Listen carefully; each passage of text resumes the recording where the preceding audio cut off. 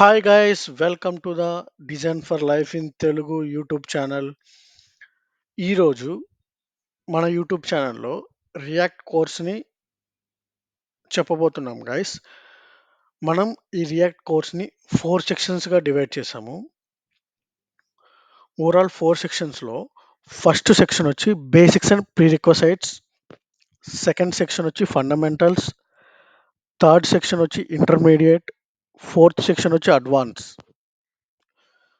మనము మీకు basics and ప్రీరిక్వసైట్స్లో మీకు ఏ కాన్సెప్ట్స్ కవర్ చేస్తామంటే, ఫర్ ఎగ్జాంపుల్ మీకు జావా స్క్రిప్ట్ ఐడియా లేదు, బట్ మీరు రియాక్ట్ నేర్చుకోవాలి. కానీ మీరు జావా స్క్రిప్ట్లో కొన్ని కాన్సెప్ట్స్ అనేది తెలుసుకోవాలి గైస్. రియాక్ట్ నేర్చుకోవాలి అంటే ఏ కాన్సెప్ట్స్ అవసరమో రియాక్ట్ చేసి నేర్చుకోవడానికి ఆ కాన్సెప్ట్స్ని మనం బేసిక్స్ అండ్ ప్రీరిక్వసైట్స్లో పెట్టాము. అండ్ ఆల్సో మీకు హెచ్టిఎంఎల్ అండ్ సిఎస్ఎస్ అనేది వచ్చి ఉండాలి స్టార్టింగ్ నుంచి. వన్స్ జావా స్క్రిప్ట్ అనేది మీకు రాకపోయినా పర్లేదు, మన కోర్స్ నుంచి స్టార్ట్ చేసినా మీకు బేసిక్స్ అండ్ ప్రీరిక్వసైట్స్ పార్ట్లో జావా స్క్రిప్ట్ అనేది కవర్ అయ్యింది.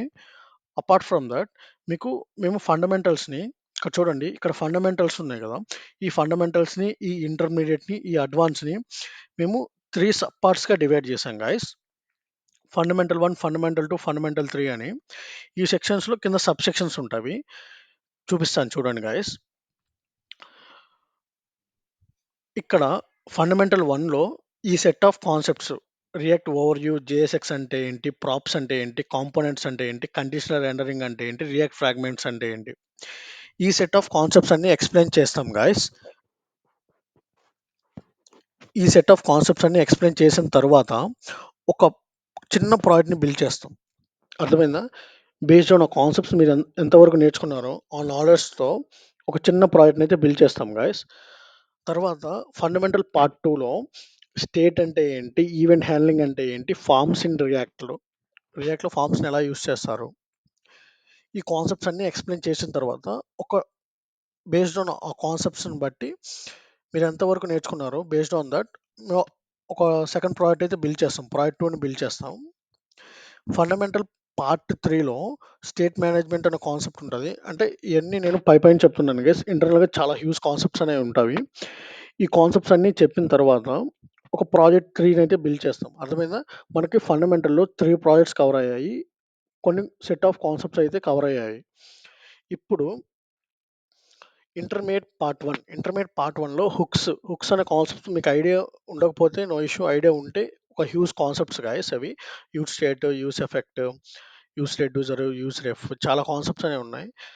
వాటిలో ఎవ్రీ కాన్సెప్ట్స్ ఎక్స్ప్లెయిన్ చేసిన తర్వాత ఒక సెట్ ఆఫ్ హుక్స్తో కొంచెం ఒక ప్రాజెక్ట్ అయితే బిల్డ్ చేస్తాము.